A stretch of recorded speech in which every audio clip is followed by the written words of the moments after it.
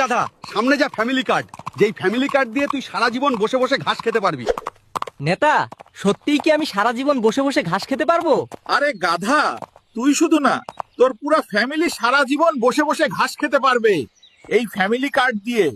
এটা গাধাদের ভাগ্য পরিবর্তন করে দিবে। আমাদের কাছে সব কার্ড রয়েছে, ফ্যামিলি কার্ড, চান্দা কার্ড, কৃষি কার্ড, গাধা কার্ড। আহা, আমাদের নেতা দিয়েছে এগুলো কার্ড। ওই যে দেখো, আমাদের নেতা আসতেছে, দেখো চান্দা ভাইয়ের আগমন, শুভেচ্ছা, স্বাগতম। ওরে গাধার দল, অপেক্ষা কর, আমি তোদের কাছে আসতেছি। কি খবর তোমাদের? তোমরা ফ্যামিলি কার্ড পেয়েছো? সব কার্ডই আছে আমাদের কাছে। নেতা ফ্যামিলি কার্ড কেন?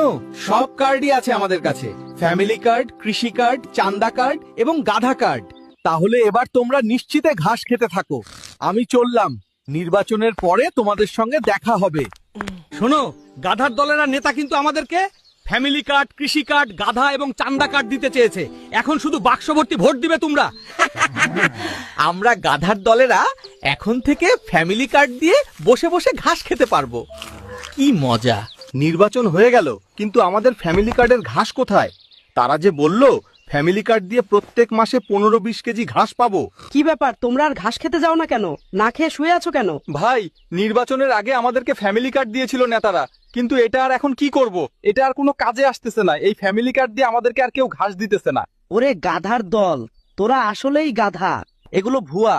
নির্বাচনের আগে নেতারা এরকম অনেক ভুয়া কার্ডের লোভ দেখায় ভোট পাওয়ার জন্য। তার মানে ফ্যামিলি কার্ড, কৃষি কার্ড এগুলো ভুয়া। হ্যাঁ, আসলেই এগুলো ভুয়া। সম্মানিত দর্শক, নির্বাচন এসে গেছে, তাই আপনাদের বাড়ি বাড়ি কিছু চান্দাবাজ নেতারা এভাবেই ফ্যামিলি কার্ড দিতে যাবে।